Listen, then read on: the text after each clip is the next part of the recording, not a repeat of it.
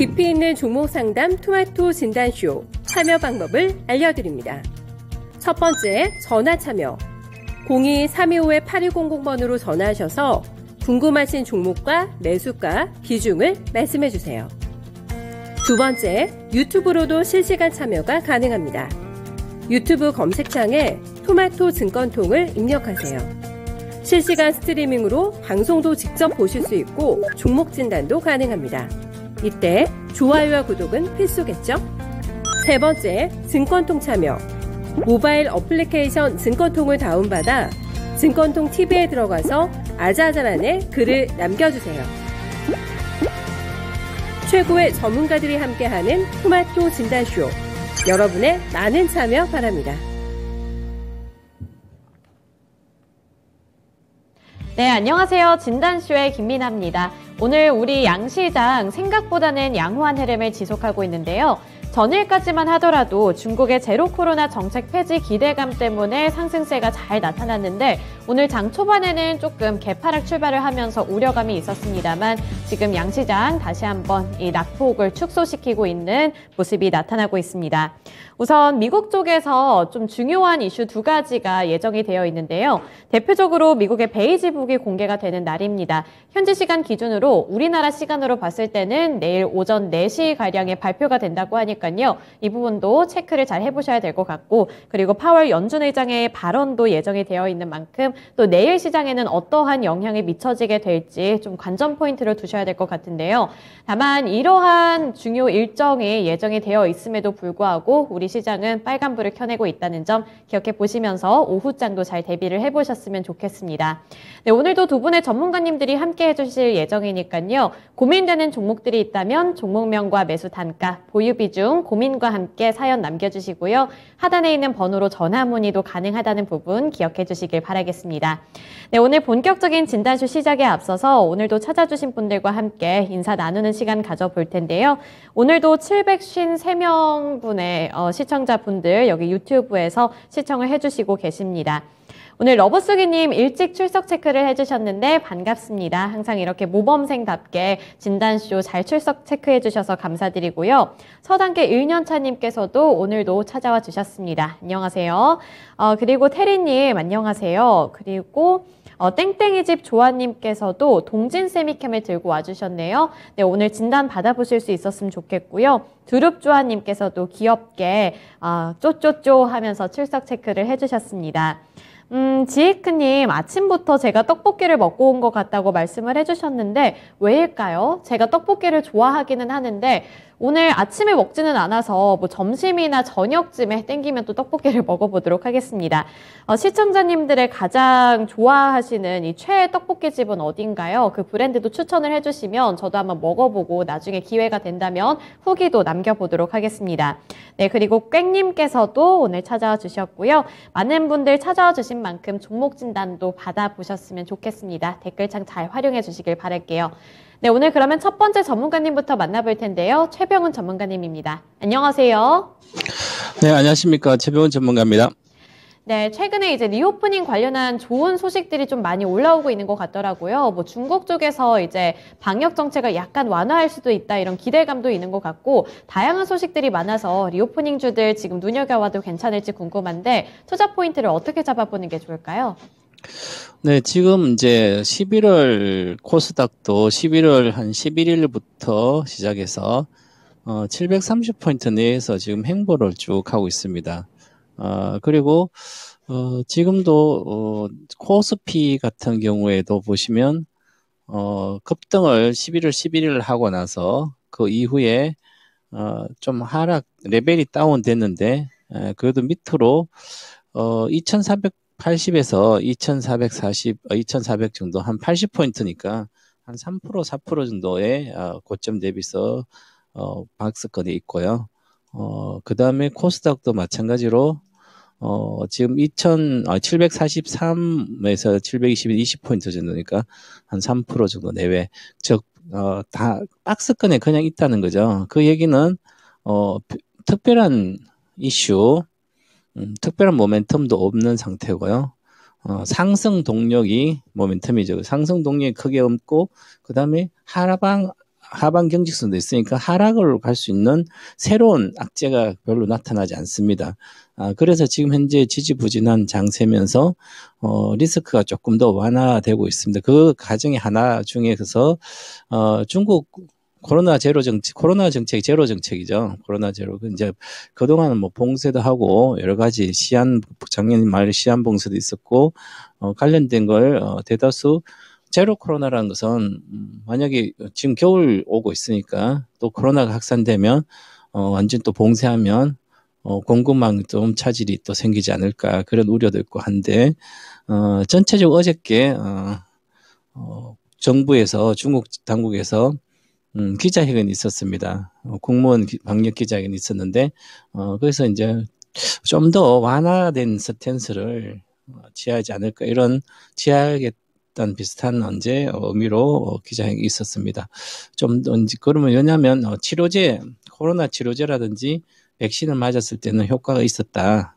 그 60대 이상은 뭐 주로 하고 강화시켜서 맞겠다 하고 어느 정도 뭐 완화는 보면서 하겠다 뭐 그랬으니까 지금 이제 중국에 대한 코로나 제로 정책이 좀 스탠스를 바꾸는 어떤 게 있어야 되는데 물론 뭐 시위도 있지만 봉쇄되니까 시위도 있는데 그거보다도 IMF 총재도 IMF에서도 제로 코로나 정책을 좀 바꿔야 되지 않나. 그리고 경제학 노벨 경제학상 탄 구루그먼 교수도 중국 당국의 제로 코로나 정책 실패인데 실패 인정하지 않기 위해서는 계속 좀 제로 코로나 정책 이어가지 않을까 그래서 대한 비판하고 있고요.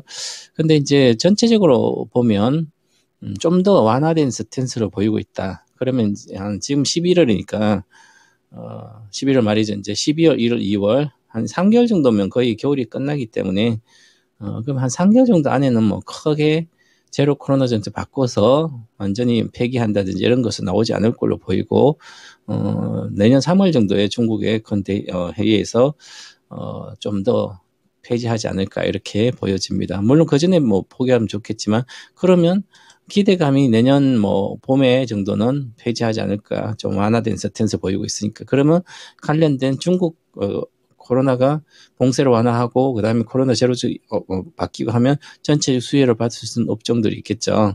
그럼 미리미리 주가에 반영됩니다. 그냥 단순하게 그냥 생각하면 과거 중국에서 수출을 많이 해서 했던 것은 뭐 화장품주, 면세점 이런 것은 중국 관광이 많이 오면서 그것은 코로나에 대한 수혜보다도 중국이 서부 대개발에서 그에 대한 수혜에서 그렇고요. 그다음에 코로나 이후에 아무리 지를 보면 일반적으로 그룹상 2020년 1월 여기서 코로나 때 빠졌죠.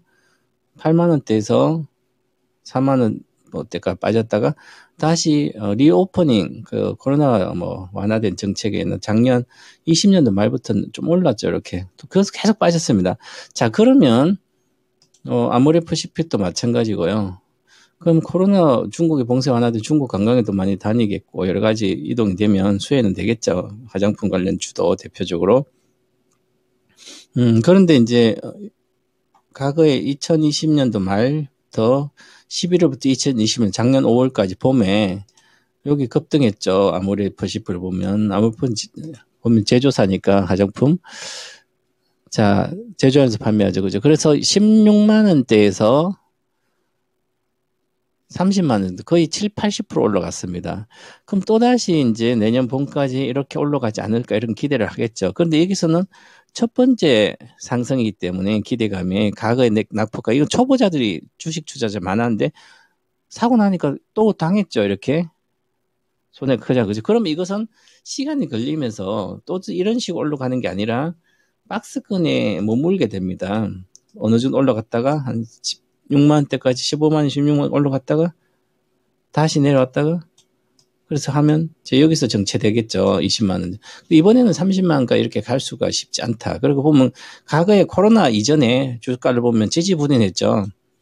2018년도, 19년도 거의 2년 동안 이렇게 박스권에 있었기 때문에 실제로 코로나가 나오지 않았을 때도 큰 수혜를 못 봤습니다. 그러면 이제는 지난번에는 이렇게 기술적 반등했지만 지금은 그런 게 아닙니다. 그래서 큰 수혜를 보기가 쉽지 않다. 그래서 한 10% 정도는 수익을 볼 수는 있겠지만 그러면 예를 들어서 이제 오늘 많이 올라가는 코스닥에서 파라다이스가 좀 올라가죠. 이틀 동안. 그 전에 여기서 올라가서 리오프팅 수에 올라가서 다시 또 올라가고 있습니다. 이것은 보면 감각도 증가되고 업장객이 늘어나면 수혜는 되겠지만 과거 2026월 달에 그 2만 원인데 2만 원 돌파한다 해도 수익률은 크지는 않죠. 그래서 뭐 어느 정도까지 반등할 거로 보입니다. 그래서 그래도 보면 그 전에 코로나 전에도 보면 주가랑 지지부진했죠. 특별하게 이제 보시면 올라간 게 그게 없습니다. 그럼 이런 코로나 관련된 봉쇄와 리오프닝 수혜주들은 업황 자체가 성장을 못하고 그냥 성숙기 산업에 들어가 있는 종목들입니다.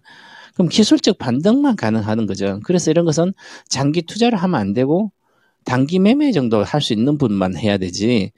지금 이미 다른 세계적으로 나가서 어느 정도 여행도 되고 자유롭게 뭐 밖에 우리나라도 밖에서 자꾸 다닐 수 있는데 이제 리오프팅 관련 수혜를 집중적으로 하는 것보다는 저는 이제는 이제 코로나 수혜주들이 코로나 피해주가 되는 게 그것도 이제 다 거의 끝났습니다. 그래서 보면 일반적으로 보세요 한번. 자, 오늘 LG전자나 삼성전자 올라가고 있잖아요. 그러면 코로나 아모레퍼시픽 이런 것은 추세적으로 보시면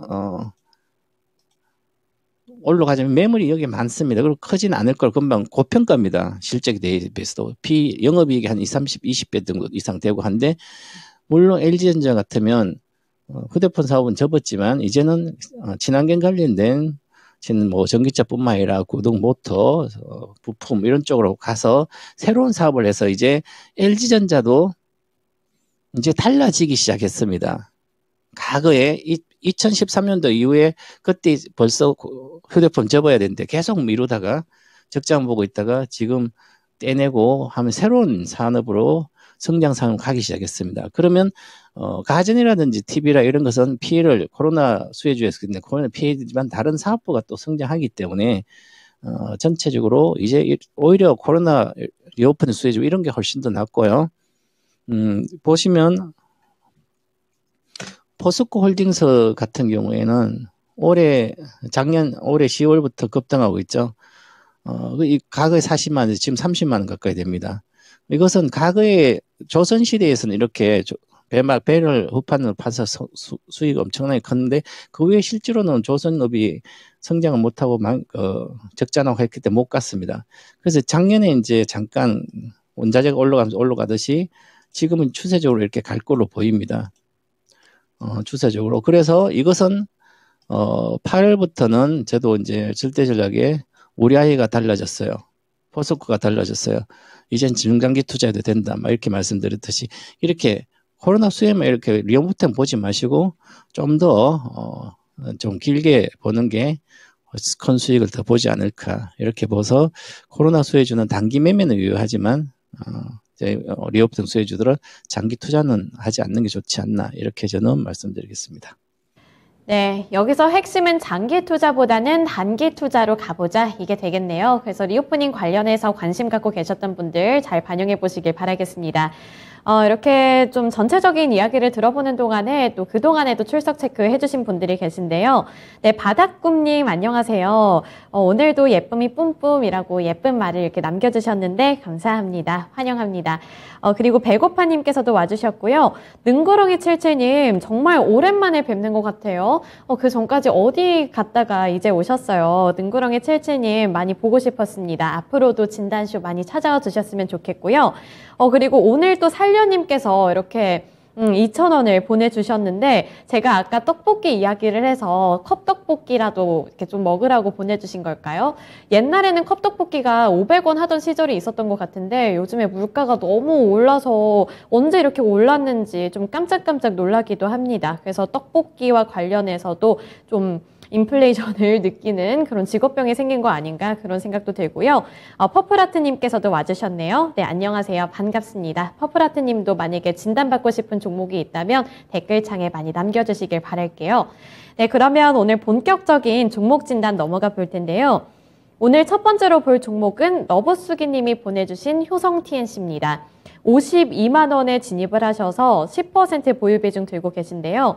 주가가 계속 내려가다가 이제 조금씩 움직이는 것 같다고 말씀을 해주셨어요. 그래서 추가 매수할 수 있는 가격과 목표가 부탁드립니다. 라고 말씀을 해주셨는데 효성 TNC 주가 차트 보면 52만 원이면 그때 당시에는 뭔가 들어가 봄직한 그런 구간이 아니었나 싶어요. 그래서 저 같아도 저 때는 뭔가 들어가면 오를 것 같다는 생각을 충분히 했을 수 있을 것 같은데 지금 손실이 꽤 많이 나셨잖아요. 그래서 추가 매수는 어디에서 하면 좋을지 이 추가 매수 가격 구간과 함께 목표가도 함께 설정해 주세요. 현재 추가 매수 10% 정도 하시면 52만 원과 36만 원이니까 16만 원, 8만 원, 44만 원 정도가 평균 단가가 됩니다.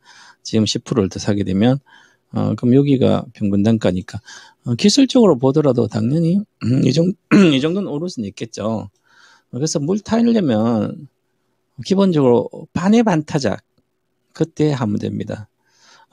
이게 주식이 투자 상품이 생각보다 얼마나 투자 저가이나 저점인지 살 수 있는지를 알 수 있는 방법은 산수만 할 수도 됩니다. 아무것도 말아도 돼요. 부동산도 마찬가지고 주식도 마찬가지고 큰 게 상승하는 주식들 막 버블이 와가지고 막 주가가 난리나게 오르고 부동산은 난리나게 올라요. 그러면 이제 고가만 알면 돼요. 고가만 알면 어디에서 내가 진입을 하기 시작하는지를 결정하는 것은 아주 쉽습니다. 이게 가격에 대한 논리는 목표가, 지지선, 손절가 이런 게 나오는 게 가격에 대한 것만 알아도 되는데 사람들이 욕심이 들어가기 때문에 거기서 잘 못 맞추는 거예요. 제가 2020년도 그렇게 많이 말씀드렸는데 20년 코로나가 왔잖아요. 20년 하반기에는 바이오주는 10배씩 올라온 주식은 빨리 팔고 다시는 건드리지 말아라. 앞으로 평생 주식하면서 이 20년도, 21년도 바이오주 고가는 돌파를 못한다. 사이클 10년 이상의 사이클은 원래 2018년도 끝났는데 코로나 때 한 번 더 사란 거예요. 그리고 중소형주들이 2020년, 21년 고점을 찍었던 실적이 받쳐주지 않는 기업들은 전부 다 거기가 내가 평생 그 고가를 회복하지 못한다. 그러면 주식을 투자할 가치가 없는 거예요. 자, 부동산도 마찬가지면 주식도 그렇고요. 대다수가 다 그렇습니다. 미국의 메타버스의 최고지 로블록스, 엔비디아도 마찬가지고 4차 산업 최대수의 GPU 같으면 이런 것도 고점 대비해서 반타작이 아니라 60%는 기본적으로 빠집니다. 그러면 가상화폐도 고점 대비해서 사상 고점 대비해서 60, 70% 당연히 빠지는 거고요. 엔비디아 세계 1등에 그런 것도 다 빠졌어요. 로블록스 7, 80 빠지고 다 빠졌죠. 그죠? 그러면 이런 주식도 마찬가지죠. 그때 당시에 코로나 와가지고 세상에 막 물가가 80년대 초반부터 지금 가장 많이 올라가 있습니다. 그러면 앞으로 고물가 이런 시대가 잘 안 오는 게 만약에 정상화되면 코로나가 없어지고 하면 그러면 이런 주식도 마찬가지고 대다수가 그 고점을에서 한 70% 빠져요. 60, 70%. 자, 그럼 60% 빠지면 96만 60% 빠지면 한 35만까지 내려오는 거죠, 기본적으로. 그런데 96만 원에 반타작이면 47만 정도 되잖아요. 그런데 이분은 52만 원 30% 빠져서 샀으면 한 70만 원대 샀다면 요 반등할 게다 이제 샀으면 정상 이제 반타작 났으니까 50만 원대 샀으니까 싸게 산 게 아니네요. 30% 빠지면 그 다음에 빠지면 고점 대비 60%대 빠지기 때문에 기다려야 되는 거죠. 그럼 65% 정도 빠지면 35%인가 상고 있죠. 그럼 한 30만 이하 와서 사야 되는 겁니다. 그럼 30만 이하 와서 하면 이게 반의 반타작 되는 거죠. 그럼 96만에 47만, 40, 23만 원. 23만 원에 사면 돼요.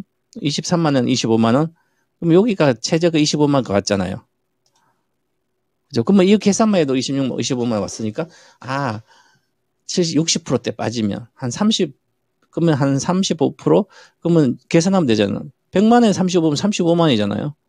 35만 이하에서 이제 그때부터 사기 시작하면 여기서부터. 그러면 여기서 물 타야 되는 거죠. 37만 원 이하부터 계속 요 하늘 월봉 기준으로 깨졌을 때 바닥이 깨졌을 때 이때부터 물 타든지 아니면 매수를 진행하면 돼요. 이것은 나일론 원사라든지 타이어 보강제라든지 이런 거니까 요때는 원재료 가격이 올라가면서 이 공급 부족해서 이쪽이 없어서 못 팔 정도였잖아요. 그러니까 판매 가격이 많이 올라가니까 원재료 올라간 가격이 판매 가격이 훨씬 더 올라가니까 엄청난 이익을 내는 거예요. 그런데 지금 코로나가 없어지고 있잖아요. 그죠? 봉쇄가 완화가 거의 정상화되고 있으면 당연히 판매 가격도 공급이 더 늘어나니까 판매 가격이 내려오겠죠. 그럼 마진 축소되는 겁니다. 그러면 이게 정상화되면 공급이 정상화된다면 판매가 좋아야 되는데 정상화야 되는데 이쪽은 섬유 쪽이면 타이어 코드 섬유로 하면 성장이 크지 않잖아요. 즉 경기가 침체가 온다면 마진 줄어드는 거예요.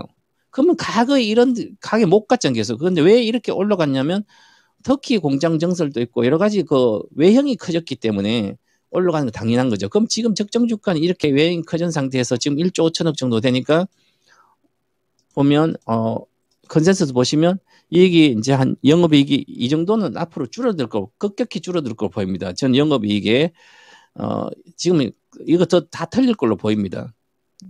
그러면 과거에 보면 이제 여기 5조 때 6조의 때 매출이 늘었는데 이제 매출이 8조 왔으니까 매출은 늘어났습니다. 한 30% 늘어났으니까 이 이익에 30% 정도가 늘면 되죠.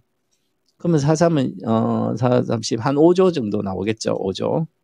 5조 정도 영업이익이 나오고 영업이익도 뭐 4조, 5조 정도 이렇게 나오면 지금 시가총액이 15조니까 지금 뭐 한 3배, 4배밖에 안 되죠. 그러면 상승 여력은 충분히 있어요, 이게. 그럼 어디까지 한 50만 원 정도까지는 외형이 성장됐기 때문에 적정 가격은 52만 원까지 목표가 볼 수 있어요. 보니까 지금 이렇게 분석해 보니까 본인이 사신 가격이네요. 그러니까 개인 투자자는 무조건 사면 그 고점에 올라갔다 반타작 내서 내려오서 사든지 많이 올라갈 때 여기서 사지 않고 내려왔을 때 사면 전부 다 물려요. 그게 손절 가격입니다. 사면 안 되는 가격이에요. 물리면 70만 원 물려든지 아니면 30만 원 사든지 해야 되는 거죠. 어중하게 샀기 때문에 그런 거죠. 이게 바로 목표가 52만 나오는 그겁니다. 자, 그러면 지금 46만 52만이면 한 50만 내면 30% 정도 40% 수익이죠. 그런데 이것은 경기와 직접적 연관이 있고 하기 때문에 어느 정도 올라가면 쉽게 가지 못할 걸 봅니다. 그래서 저는 목표가를 43만 원 정도 드리겠습니다. 43만 원 드릴 테니까 그러면 물 타더라도 43만 원 정도 이하로 맞추시기 바라겠습니다. 보유입니다. 현재는. 추가 매수 가능하고요. 매수도 가능하다고 말씀을 해주셨고요. 적정 주가는 43만 원 정도로 책정을 해주셨으니까 러브스기님 여기서 손실 최소화하신 다음에 나오시길 바라겠습니다. 추가 매수는 가능하다고 하신 점도 고려해 보시길 바랄게요. 네, 그리고 시간 관계상 좀 빠르게 다음 종목 넘어가 보겠습니다. 다음 종목은 시청자님과 전화통화 연결인데요. 지금 바로 연결해 보겠습니다. 안녕하세요. 네, 수고하십니다. 네, 오늘 어떤 종목이 궁금하신가요? 크래프톤요. 네, 크래프톤. 그거 24만 원에 20% 샀는데 네. 또 안 좋은 강 내려가네요. 혹시 최근에 들어가신 네. 거예요? 얼마 안 됐어요. 아, 뭔가 게임 관련해서 들어가셨나 보네요. 네. 네, 약간 고점에 진입을 하셔서 그러면 지금 빠지고 있어서 걱정 많이 되시잖아요. 네. 그래서 전체적인 대응 전략 어떻게 해보면 좋을지 한번 물어볼까요? 네. 네, 알겠습니다. 전문가님 크래프톤을 최근에 진입을 하셨고요. 지금 가격 구간 보니까 약간은 고점에서 진입을 하셨습니다. 네, 뭐 이번에 12월 2일에 신작을 출시한다고 하는데 뭐 반응도 나쁘지 않았다고 하고 그래서 좀 기대해봐도 괜찮을지 궁금한데 전체적인 대응 전략을 어떻게 잡을까요? 네, 지금 가격은 뭐 조금 손해지만 잘 사신 것 같아요. 배틀그라운드는 세계적인 게임이죠. 그리고 특히 동북아 이쪽에서 인기 있는 게임이고요. 그래서 이 크래프톤은 향후에 중국이 어느 정도 판호도 이제 발급되고 있어서 중국 관련된 수혜가 직접적으로 많이 받을 걸로 보여요. 그래서 이 배틀그라운드 같으면 과거에 이제 여기 있을 때 2020년 신규 상장할 때는 이 가격의 가치를 받았어요. 근데 이제 신작 고고감만 있으니 그 크게 있고 나머지 그래서 많이 내려왔다. 다른 주식도 다 같이 게임 중에 이렇게 반타작 내려왔죠. 제가 금방 좀 전에 다른 주식 설명하면서 호성테이니 설명해서 그 가격이 어느 정도 사면 이게 30%면 36은 18, 한 19만, 18만 내외잖아요. 무조건 여기서 사면 눈 감고 사놓고 있어도 그냥 돈은 돼요. 그러니까 여기서는 매수 가격이에요. 근데 실적도 나오는 가격 나오고 있고 최고의 게임이 있는 상태니까 이렇게 올라오더라도 최근에 샀으니까 당연히 매물대 요 25만 원 정도부터 매물이니까 23만 원에 샀으면 수익은 크진 않아요. 그죠? 근데 내려왔다가 쉽게 이것은 시간을 보면 내년 1분기 이후에 이게 돌파할 걸로 보여요. 그래서 또 게임주들은 많이 빠졌을 때 사놓으면 뭐 신작이 성공할 수도 있고 성공 못하더라도 기존 게임이 얘는 뭐 기존 매출이 이익이 잘 나오니까 당연히 올라갈 걸 보입니다. 그래서 이런 것은 걱정 안 하고 있으시고 20%면 만약에 추가적으로 사도 되는 구간은 20만 원 정도 초 내외 12평선인데 여기 20만 2천 원 20만 초반에 오든지 그걸 붕괴되면 그때 10% 더 매수해도 목표가는 최소 25만 원 정도 볼 수 있으니까 그 정도로 보시면 되고요. 보면 이렇게 기본 편랑으로 보면 이익이 안정적으로 나온해서 7천억대 배틀그라운드 때문에 그렇습니다. 그래서 워낙 분위기가 안 좋아서 게임주들이 이제는 사서 특히 10월 11월 달 게임주는 계절적으로도 매수할 구간입니다. 그래서 내년 봄에 정도 뭐 1, 2월 달에 보고 나오면 충분히 이익이 날 수 있으니까 그때까지 보유하시는 게 좋지 않을까 보고요. 이런 주식 걱정 안 해도 된다. 뭐 최근에 사도 잘 사셨다. 이렇게 말씀드리겠습니다. 네, 시청자님 사자마자 이 주가가 떨어지기 시작해서 불안하셨던 것 같은데 너무 걱정하실 필요 없을 것 같아요. 그래서 일단 보유해 보시면서 봄까지는 들고 가보시길 바랄게요. 네, 감사합니다. 잘 들었어요. 네, 게임 관련해서 크래프톤 진단해 드렸습니다. 이번에 신작을 출시할 예정이라고 하는데 지스타에서 반응이 좋았다는 기사 내용도 많이 나오고 있으니까요. 참고해 보시면서 대응 잘 해보셨으면 좋겠습니다. 네, 그리고 다음 종목, 세 번째 종목 넘어가 보면 배고파님이 보내주신 종목이고요. 대한항공 28,980원에 18% 보유 비중 들고 계십니다. 대한항공이 어제까지도 이제 기분 좋은 호재 소식을 좀 들고 와서 기대감이 올랐었는데 오늘은 좀 소폭으로 빠지고 있네요. 그래서 대한항공 어떻게 보는 게 좋을까요? 대한항공은 이제 리오픈이 되면 뭐 좋아지고 하지만 구조적으로 성장이 쉽지 않은 거예요. 그래서 대한항공은 사실은 저 같은 경우에도 거의 뭐 한 10년 이상 이 보시실 거의 잠깐 뭐 단탄 잠깐 할 수 있더라도 아예 관심도 없는 주식입니다. 그래서 초보자들은 늘 이제 여행도 자유화되면 항공주가 그냥 주식이 좋을 거다. 항공주는 그게 아니라 화물 수요도 많이 차지하지만 크지 않아요. 그죠? 그렇기 때문에 구조적으로 쉽지 않아서 성숙 산업이고, 그래서 이것은 기술적 매매만 잠깐 하고 나오지 지금 매물이 있는 구간이기 때문에 실질적으로 이익이 잘 안 나실 거예요. 먼저 여기서 28,000대 샀으니까, 작년도 올해 5월 달에 좀 내려오니까 사면, 리오프닝 수에 코로나도 없어요. 전혀 아니죠. 그죠? 그렇기 때문에 반등할 때 팔고 나오셔야 된다. 매도가는 27,500원이니까 28,000 사셨으니까 29,000원, 본전 근처 가면 팔고 나오시기 바른 게 좋고요. 이걸로 수익이 내는 주식이 아닙니다. 그래서 지금 오히려 큰 손실은 아니지만 두세 배 갈 수 있는 주식들이 많아요. 성장주 중에 앞으로 미래의 실적이 보장된 그런 주식 갈아타는 게 훨씬 더 낫다. 28,700원이네요. 단기 목표가. 장기적으로 보면. 그래서 이것도 한 반등을 할 걸로 보여요. 기본적으로. 그래서 단기로 보면 한 26,000 정도 되니까 거기 가서 손절하든지 아니면 들고 가면 뭐 28,000원대 가면 그때 팔고 나오셔서 다른 주식을 앞으로는 대한항공 관심을 제외시키기 바라겠습니다. 네, 대한항공 반등은 나올 것 같은데 반등이 나왔을 때 빠져나오셔야 될 것 같습니다. 그래서 최근에 시장의 주목을 더 많이 받고 있는 종목들이 있으니까요. 그쪽으로 한번 이사를 계획해 보시는 것도 나쁘지 않을 것 같아요. 네, 오늘 최병훈 전문가님과는 여기까지 진단해 보겠습니다. 오늘 말씀 고맙습니다. 감사합니다.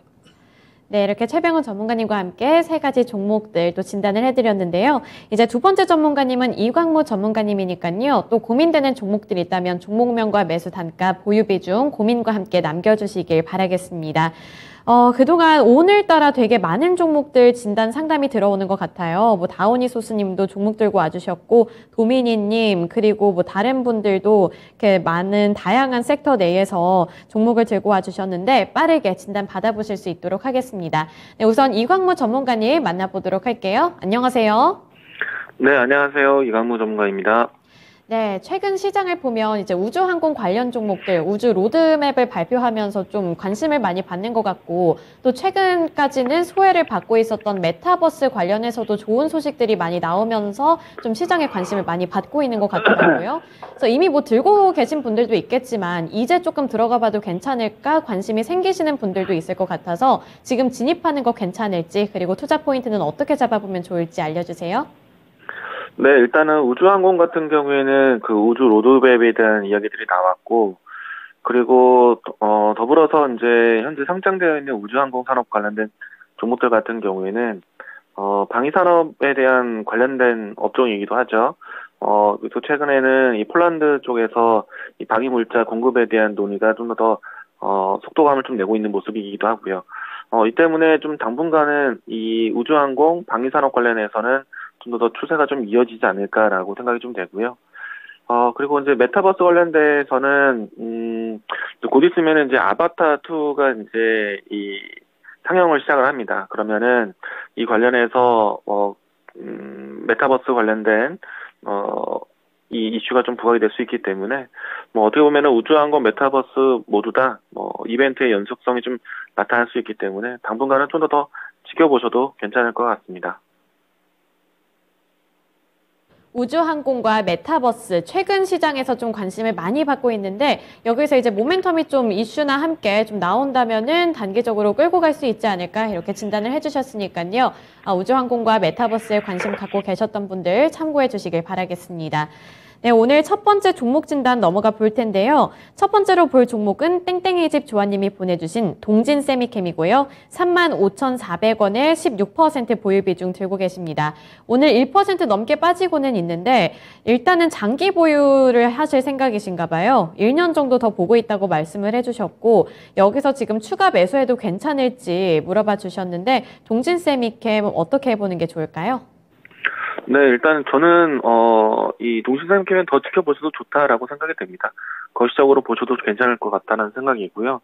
아무래도 이 반도체 소재 이 소부장 관련해서는 반도체 국산화에 대한 내용들이 계속해서 이어지고 있는 과정이 있고요.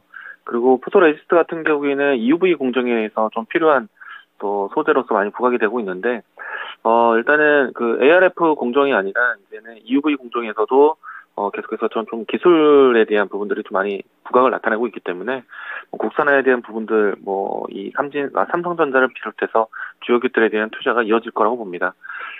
일단은 주가를 보시게 되면은 동신생명 같은 경우에는 지난해 올해 같은 경우에 큰 등락 없이 좀 무난한 주가 흐름이 보였습니다. 만약에 이제 올해 주가를 본다라면은 좀 높이를 좀 낮추는 모습의 추세가 좀 조정되는 모습들 보이기도 했었는데요. 일단은 큰 그림 봤을 때는 장기적인 박스권에 대한 흐름들이 지켜지고 있는 종목이다라고 할 수 있겠습니다.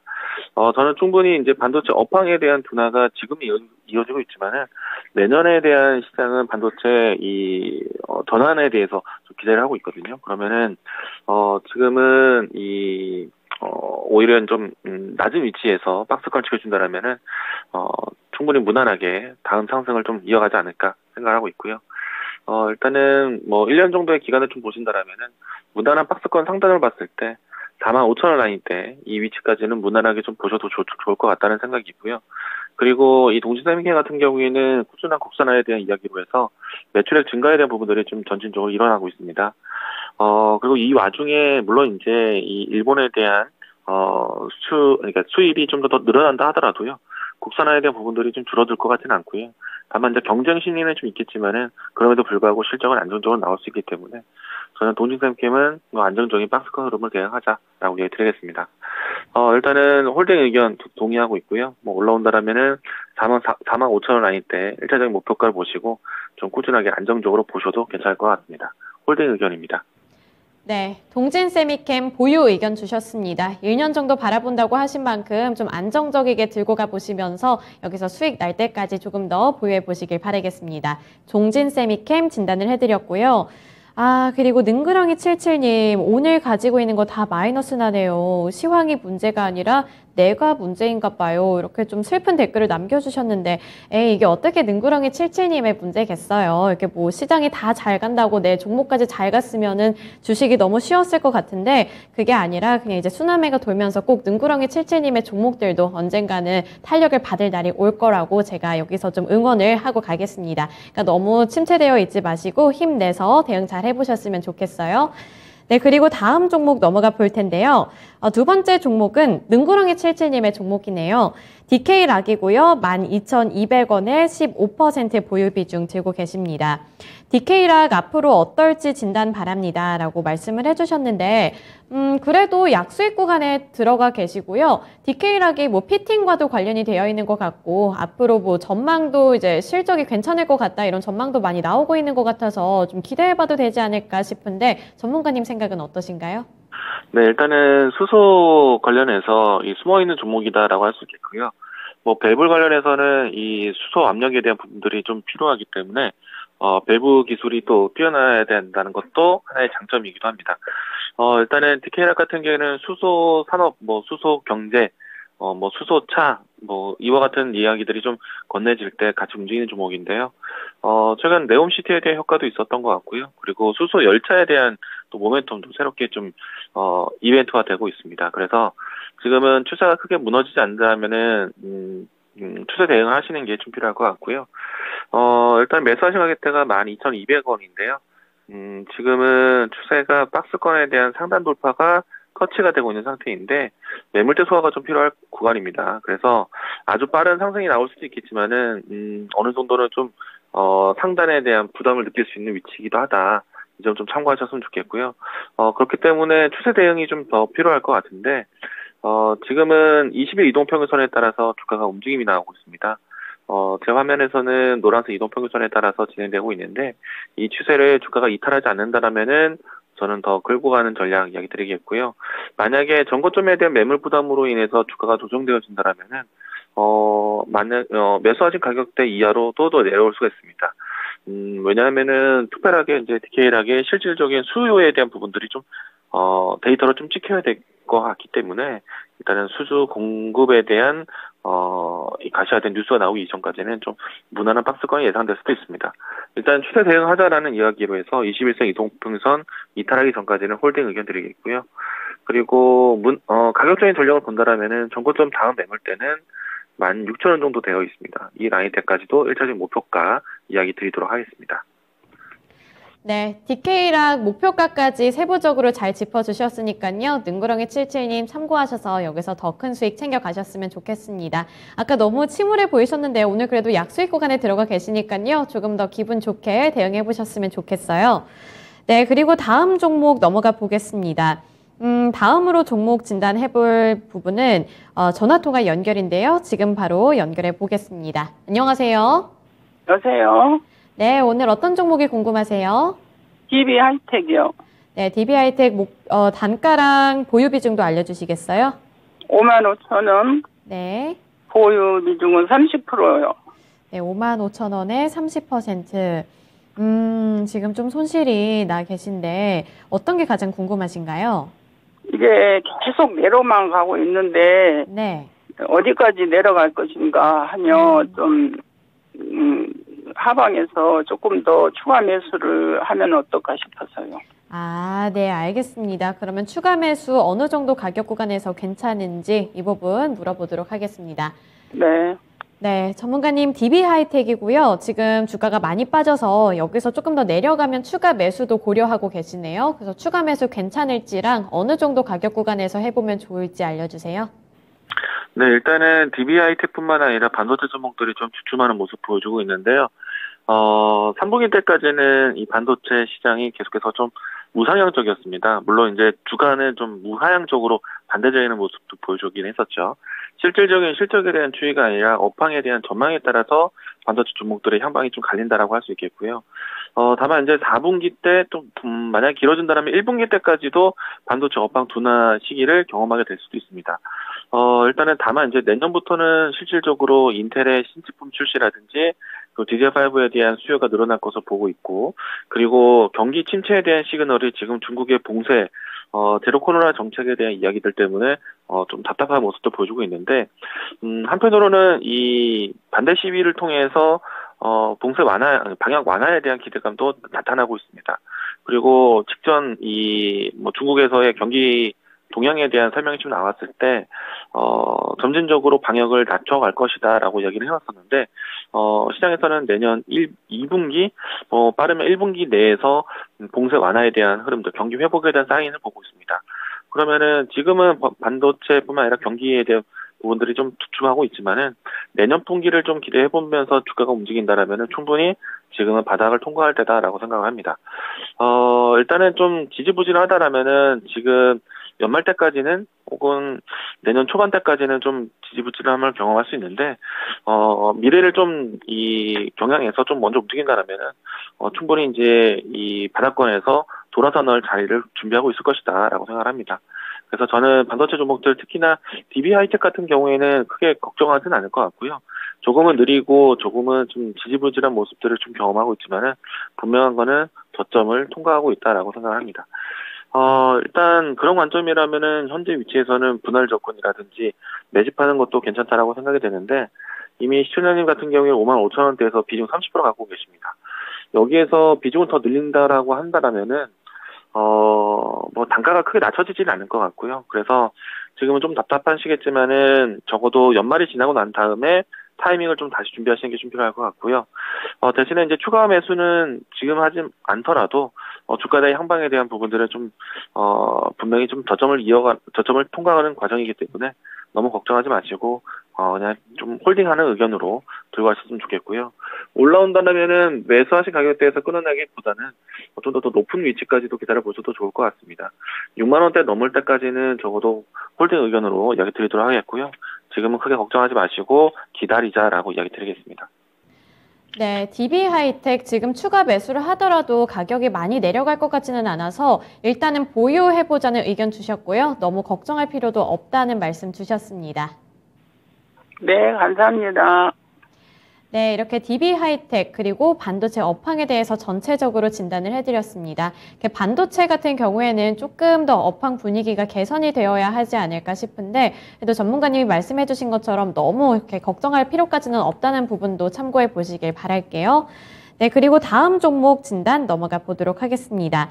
네, 다음으로 볼 종목은 다우니소스님께서 보내주신 HYTC고요. 12,166원에 25% 보유 비중 되고 계십니다. 네, HYTC 최근에 신규 상장한 종목인 것 같고요. 그리고 뭐 테슬라와도 엮이면서 어제 조금 올랐던 것 같은데 또 주가가 그 이후부터는 힘을 그렇게 내지 못하고 있는 것 같아서 걱정돼서 문의를 주신 것 같거든요. 이 HYTC는 어떻게 어떻게 해보는 게 좋을까요? 일단은 이 종목이 신규 상장되고 난 다음에 이제 어느 정도 일부의 일정한 기간이 좀 경과되고 있는데요. 충분히 주가 시장에서는 좀 이 평가를 받을 때가 왔다라고 생각합니다. 저는, 일단은 많이 빠졌다라고 생각이 되고요. 주가가 좀 많이 쉬었다라고 생각이 되고 있기 때문에 지금부터는 이 종목을 좀 관심 있게 보셔도 괜찮겠다라는 생각이 듭니다. 이 종목의 가장 큰 장점 중에 하나는요, 이 배터리 3사에 모두 다 부품 공급하는 회사이다라는 점이 가장 큰 장점인 것 같고요.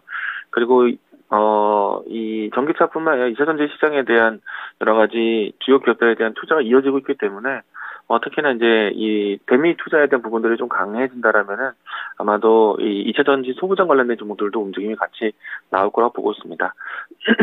만약에 이 종목을 지켜보고 계시는 뭐 시청자분들, 다른 분들도 좀 이 종목을 좀 관심 있게 보셔도 괜찮겠다라고 좀 이야기 드리도록 하겠고요. 일단 시청자님 같은 경우에는 12,000원대 갖고 계신데 일단은 손실 회복 무난하게 좀 나올 것 같고요. 그리고 주가가 움직인다라면은 최근에 나타냈던 전고점에 대한 위치도 돌파하지 않을까 생각을 해보고 있습니다. 가격적으로 본다라면은 16,000원 근접한 위치까지도 반등을 좀 기대해보자. 지금은 홀딩 그리고 손실이 아닌 수익을 보자라고 이야기 드리겠습니다. 네, HYTC 요즘에는 좀 조정을 받고 있고 쉬어가는 모습만 나타나서 약간은 답답하셨을 것 같은데 일단 손실 회복은 가능해 보이고 그 이후에 16,000원까지도 반등이 나타날 것 같다 말씀해 주셨으니까요. 너무 고민하거나 걱정하지 마시고 잘 보유해 보시길 바라겠습니다. 그리고 또 관심 가져도 괜찮은 종목이라고 하신 부분까지 잘 참고해 주시길 바랄게요. 네, 그리고 이어서 다음 종목 보겠습니다. 장인천 110님께서 보내주신 영진약품이고요. 5,400원에 10% 보유 비중 들고 계십니다. 영진약품 오늘 굉장히 잘 가고 있네요. 지금 현재 구간에서도 23% 넘게 급등하는 중이라서 이게 좀 궁금하신 것 같아요. 그래서 단기 전망 그리고 장기 전망 포함해서 앞으로의 전망이 궁금하다고 하시는데 영진약품 어떻게 바라보시나요? 네, 그동안에 이 주가에 대한 이 시장에 대한 관심이 이어지지 못하다가 오늘은 임상 3상 이제 7호제 3상에 대한 기대감으로 해서 거래량이 좀 유의되었고 급등세를 좀 보여주고 있습니다. 근데 이 뉴스가 언제까지 계속 이어질지는 저도 사실 좀 어렵게 느껴지고 있는데요. 영진약품 이 앞으로에 대한 추가적인 연속 상승에 대해서는 저도 사실 좀 지켜봐야 될 것 같습니다. 명확한 방향성을 좀 예측하기 좀 어렵다라고 생각이 좀 되고요. 매수하신 가격대가 5,400원대에서 오늘 3,300원대까지 반등을 좀 크게 하고 있지만은 여전히 손실 구간이 좀 큰 상태를 좀 가지고 계시거든요. 그래서 지금은 거래량이 유입되고 난 다음에 투자를 좀 더 텐션을 좀 테스트해 보신다라고 생각하시고 좀 더 지켜보시면 좋을 것 같고요. 일단은 뭐 만약에 이제 주가가 좀 향방을 좀 방향성 잃는다 하더라도 손실 대응하기 좀 어려운 구간이라고 생각합니다. 손실폭이 좀 크기 때문에 손실이 좀 크게 의미 없는 구간까지 내려왔다라고 생각이 되고요. 오늘과 같은 뭐 7호제 3상에 대한 뉴스가 좀 이어진다라면은 추가적인 반등을 좀 기대해 보시면 좋을 것 같고 올라온다라면은 매물 부담에 대한 가격대는 3,900원 라인대 이 라인대도 이루어질 겁니다. 역시나 이제 5,400원대에서 3,000원대 후반 4,000원대까지 올라오는 것도 역시나 좀 큰 손실 구간이기 때문에 당분간 좀 고민을 좀 많이 하셔야 될 것 같고요. 일단은 지금 현재는 이 뉴스를 좀 더 연속적으로 나오는지 지켜보자라고 이야기 드리겠고 이번 주 주중 동안에 주가가 가격적으로 봤을 때 3,050원 이 라인대가 이탈하지 않는다라면 좀 더 지켜보시길 바라겠습니다. 네, 영진약품은 임상시험과 관련한 추가적인 모멘텀이 나오는지 여부가 굉장히 중요할 것 같으니까요. 관련해서 뉴스가 나오는지 이슈 체킹 잘 해보시면서 대응 전략 만들어 보시길 바라겠습니다. 그리고 서당계 1년차님 이 진단에서 벌써 3개나 건지셨나요? 서당계님께서 갖고 계신 종목들은 어떤 것들인지 좀 궁금한데 3개나 건지셨다고 하니까 축하드립니다. 그리고 다음 종목도 서당계 1년차님 종목이 될지 한번 보도록 하겠습니다. 다음으로 진단해볼 종목은 부자대자님이 보내주신 삼성 엔지니어링이고요. 24,500원에 20% 보유 비중 들고 계십니다. 매도가랑 손절가가 궁금하다고 하시는데 삼성 엔지니어링 지금 평단가 부근에서 움직이고 있거든요. 그래서 매도가랑 손절가 어떻게 잡아보는 게 좋을까요? 네, 일단은 현재가가 매수하신 가격대 위치라고 좀 보여지는데요.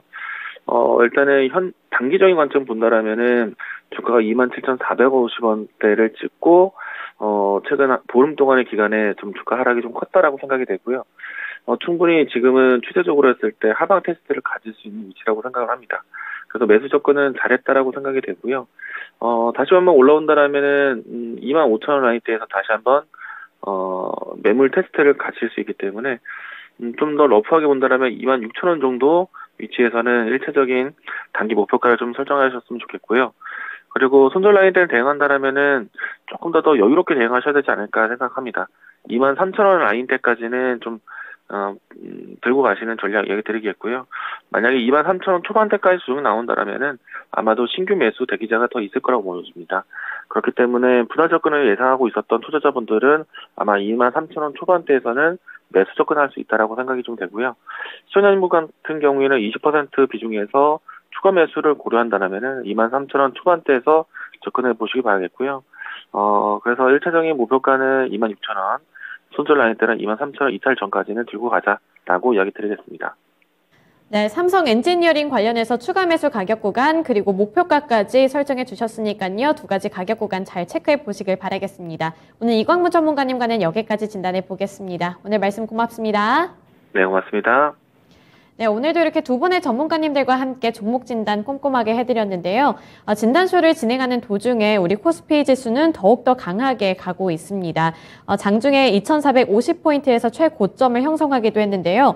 현재 구간에서도 2449포인트 선에서 움직이면서 그 고점 부근 다시 회복하려는 움직임 나타나고 있으니까요. 이 주가 흐름 잘 체크해 보시면서 오후장도 잘 대비해 보셨으면 좋겠습니다. 네, 오늘 진단쇼는 여기까지고요. 지금까지 투자 판단에 도움이 될 만한 정보를 드렸습니다. 하지만 특정 종목의 상승과 하락을 보장하지는 않는다는 점 기억해 주시길 바랄게요. 오늘도 시청해 주셔서 고맙습니다.